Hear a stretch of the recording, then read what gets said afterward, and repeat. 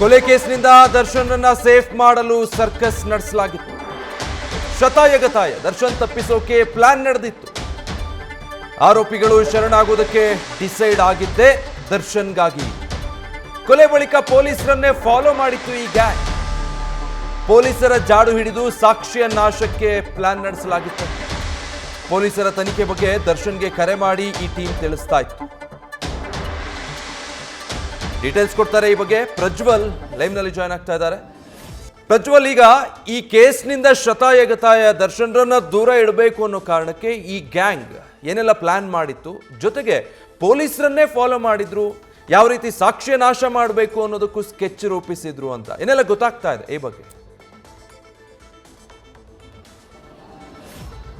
Vijay, Darshan and gang ನಿಂದ ರೇಣುಕಾಸ್ವಾಮಿ ಕೊಲೆ ಪ್ರಕರಣಕ್ಕೆ ಸಂಬಂಧಪಟ್ಟಂತೆ ಈಗಾಗಲೇ ಸಾಕಷ್ಟು ಅಂಶಗಳು ಗೊತ್ತಾಗ್ತಾ ಇರುವಂತದ್ದು. ಎಲ್ಲಾ ಕೇಸ್ನಲ್ಲೂ ಕೂಡ ಪೊಲೀಸರು ಆರೋಪಿಗಳ ಜಾಡನ್ನ ಹಿಡಿದ್ರೆ ಈ ಕೇಸ್ನಲ್ಲಿ ಆರೋಪಿಗಳೇ ಪೊಲೀಸರ ಜಾಡನ್ನ ಹಿಡಿತಾ ಇದ್ರು ಅನ್ನುವಂತ ಒಂದು ಮಾಹಿತಿ ಏನಿದೆ ಅದು ಲಭ್ಯವಾಗಿರುವಂತದ್ದು. ಕಾರಣ ಏನು ಅಂತ ಹೇಳಿದ್ರೆ, ಕೊಲೆಯನ್ನ ಮಾಡ್ತಾರೆ, ಕೊಲೆ ಮಾಡಿ ಅವರ ಒಂದು ಮೃತದೇಹವನ್ನ ಕಾಮಾಕ್ಷಿಪಾಳ್ಯ ಪೊಲೀಸ್ ಠಾಣಾ ವ್ಯಾಪ್ತಿಯಲ್ಲಿ ಬಿಸಾಡಿ ಹೋಗ್ತಾರೆ.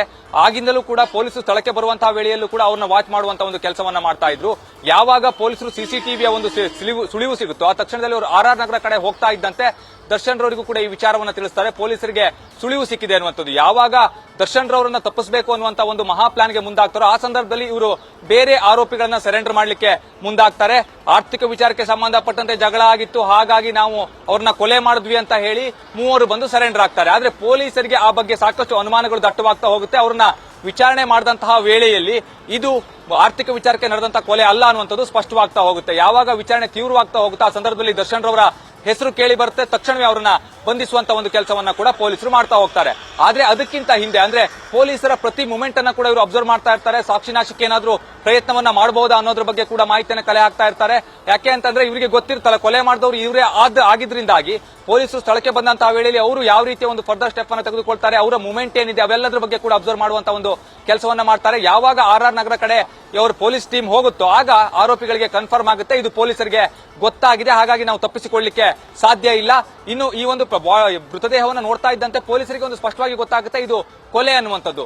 ಹಾಗಾಗಿ ಇವೆಲ್ಲವನ್ನ ಕೂಡ ಆರೋಪಿಗಳು ಕೂಡ ಅಬ್ಸರ್ವ್ ಮಾಡ್ತಾ ಇರ್ತಾರೆ. ಪೊಲೀಸರ ಮುಂದಿನ ನಡೆ ಏನಿರಬಹುದು, ಪೊಲೀಸರು ಎಲ್ಲೆಲ್ಲಿ ಹೋಗ್ತಾರೆ ಇದ್ರ ಬಗ್ಗೆಯೂ ಕೂಡ ಅವರು ಮಾಹಿತಿಯನ್ನು ಕಲೆ ಹಾಕ್ತಾ ಇರ್ತಾರೆ. ಹಾಗಾಗಿ ಸ್ಪಷ್ಟವಾಗಿ ಗೊತ್ತಾಗುತ್ತೆ ನಾವು ಸಿಕ್ಕಾಕಿಕೊಂಡು ಬೀಳ್ತೀವಿ ಅನ್ನುವಂತ ತಕ್ಷಣದಲ್ಲಿ ದರ್ಶನ್ ರವರಿಗೂ ಕೂಡ ಈ ವಿಚಾರವನ್ನ ಮುಟ್ಟಿಸುವಂತ ಒಂದು ಕೆಲಸವನ್ನ ಮಾಡ್ತಾರೆ. ಅನಂತರದಲ್ಲಿ ಸರೆಂಡರ್ ಆಗುವಂತಹ ಒಂದು ನಾಟಕ ಕೂಡ ನಡೀತಾ ಹೋಗುತ್ತೆ. Vijay, okay, thank you Prajwal. News First ನಿರ್ಭೀತಿಯಿಂದ ನಿಮ್ಮ ಪರವಾಗಿ.